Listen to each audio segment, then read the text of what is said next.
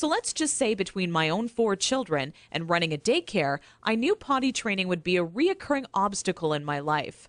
Believe me, I know exactly what it's like to be in your shoes. As my firstborn Emily turned 1 year old, thinking ahead about potty training seemed like it would be an exciting time. In my mind's eye, training my child to use the potty is the first time I truly help them on their way to becoming an individual. To me, it would be a rewarding experience for the both of us. As the time grew nearer and my little 26-month-old Emily started to show interest in that big white watery bowl, a wave of nervousness washed over me as the reality set in. I had no clue where to start or what to do. I was nervous that I wouldn't do a good job because, after all, it's not exactly something you can remember going through yourself as a child. Being unable to relate to what my child would be going through made things that much more nerve-wracking. That's when I had to take a step back and say to myself, know that it's not your fault. There are people who teach you how to go through giving birth and people who show you the proper way to hold and burp your child, but no one prepares you for potty training. It's all a bunch of personal opinions and hearsay when all you really want is an exact plan to follow that'll do the trick and do it fast. So when I first sought out information on potty training, I turned to the internet, just as you probably are doing right now. I was bombarded with a million things I should buy to help make potty training easier. From reward chart stickers to special potties that played music when you peed, I was reluctant to spend money on something only to later find out it was just a gimmick. I guess you could say I didn't want my money to be the only thing flushed down the toilet. Like you probably already have, I started to notice pull-up diapers becoming more and more popular with parents, and that's when I started to see a common trend between children in my daycare. The boys and girls who were potty trained the fastest were the ones whose parents never trained them with pull-up diapers. After months of seeing this occur time and time again, I was convinced pull-up diapers simply don't work. If there's one thing I refused to do when potty training my daughter Emily, it was putting her in pull-up diapers. But I had to ask myself why so many parents are getting aboard the pull-ups bandwagon. Now, understand that the diaper business is a multi-billion-dollar industry. They know when your child is a baby, every dirty diaper will have to be replaced, and that's another dollar in their pockets.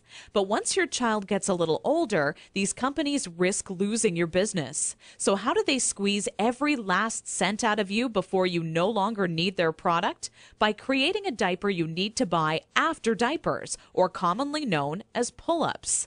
This is all really a ploy for the company to get your business longer. All these companies really care about is how much money they make and sneakily advertise it as some amazing tool for potty training. Without turning this into a boring rant, these diapers will more than triple the amount of time it takes to successfully teach your child how to use the potty.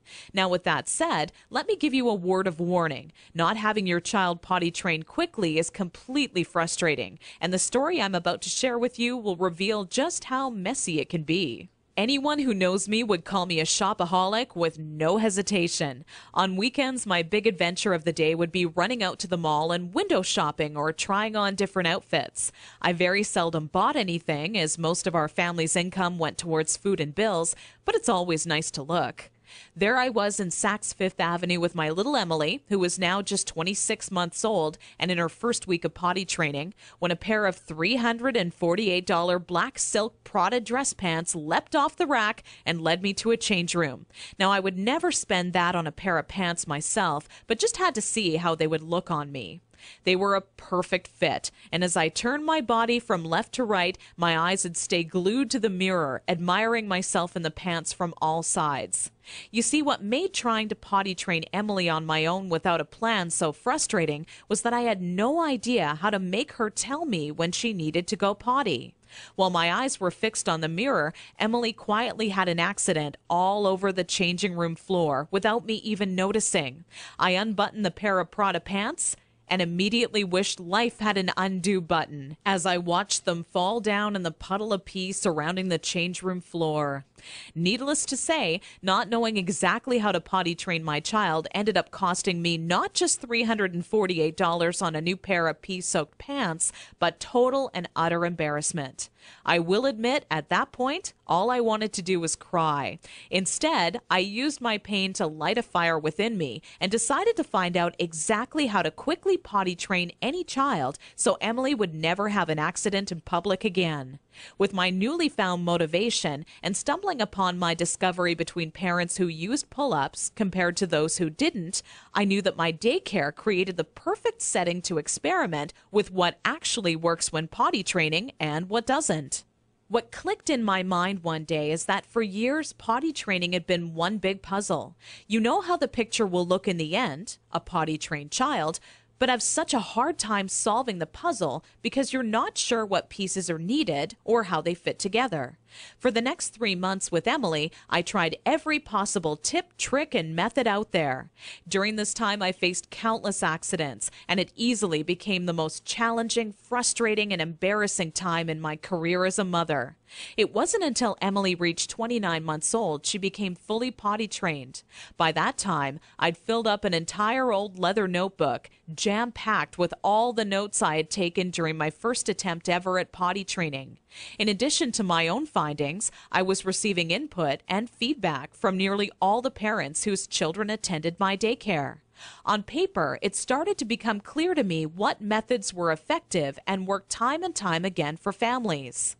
2 years and one more child later, all of my findings had been turned into what I believe is the only effective method in existence to quickly potty training any child in as little as 3 days.